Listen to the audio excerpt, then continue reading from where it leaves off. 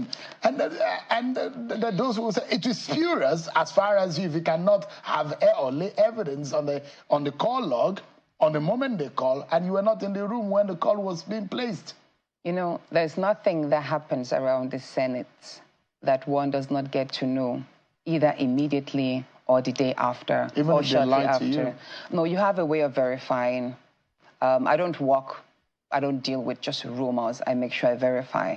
And I do have my primary sources. And the moment I got to know about it, it was actually about 10 p.m. or so when Senator Asukwa drove him from Hilton Hotel to Godswill Akpabio's residence. And that's where the meeting held. And immediately after that, I called on the press. I'm not sure if I called you, but I know I spoke to the correspondent from about 3 newspapers, Guardian, Punch, and others. And I told them, even Premium Times, I think, and I was like, look, this is it. There's a plan to recall me. Why don't you put it out there? And they asked, where is the evidence? Of course, I didn't have any evidence, but it did happen. So shortly after, when the process started, they called on me. I said, oh, Senator Natasha, you actually told us. I was like, I did tell you. I wanted you to blow it up, because one thing about Nigeria is sometimes when you put out information and preempt them, they get to pull back. But again, the danger there is they could sue the media houses, like it will almost amount to hearsay or rumor that they went ahead to publish. So I do respect the publishing homes for not going out with that story, because it could have been dangerous, you know, and counterproductive to their image. But I tell you, everything I speak about, I'm a lawyer, I'm a senator, and I understand how Nigeria works.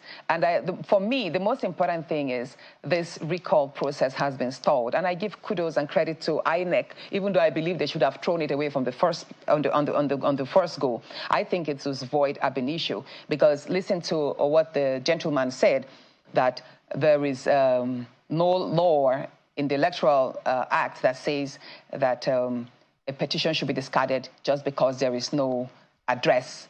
But again, what if the address is false? Because the address provided there is number 4, Oboroke, Kogi State. I bet you there's no address like that.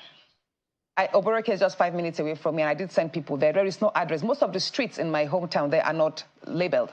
So the question to INEC is, what if the address is fake? And again, the cover letter of the petition was Kogi Central political frontier. And we ran a check with CAC, and that does not exist again. So the question to INEC is, can a non-registered body sponsor a petition against a senator?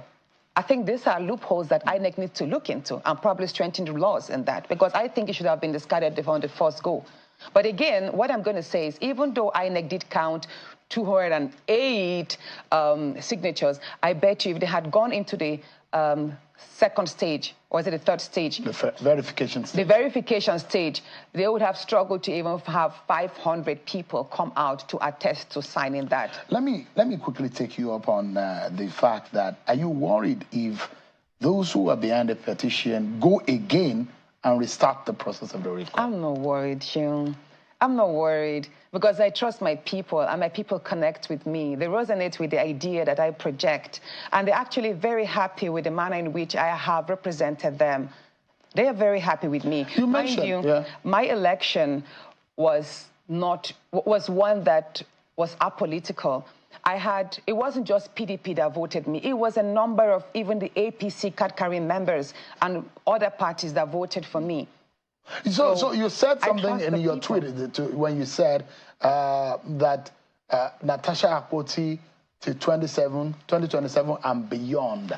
It does look like you are very confident. And one of your associates said, if Yahaya Bello and Ododo are on the same ticket, Natasha Akpoti will beat them. Yes, I will. Is that the kind of confidence that you have? Yes. I mean... You're that popular?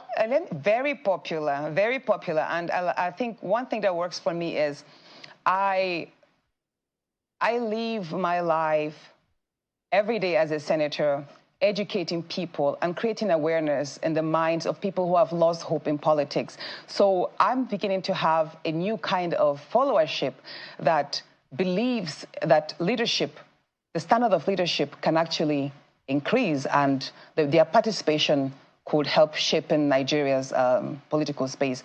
So whatever it is that I decide to, by the way, that poster that I did share was designed by my media team. And I think it's kind of futuristic, but also ambitious and daring. So honestly daring. So it means you are going back to the Senate even after now? If I decide to, God sparing our lives, it depends. I have to speak to my husband first. That you still want to be you still have the ambition of wanting to become governor. You know, which of them do you have now? For me, I do believe in the power of now. I celebrate the moment, and I just have tomorrow. I live tomorrow in trust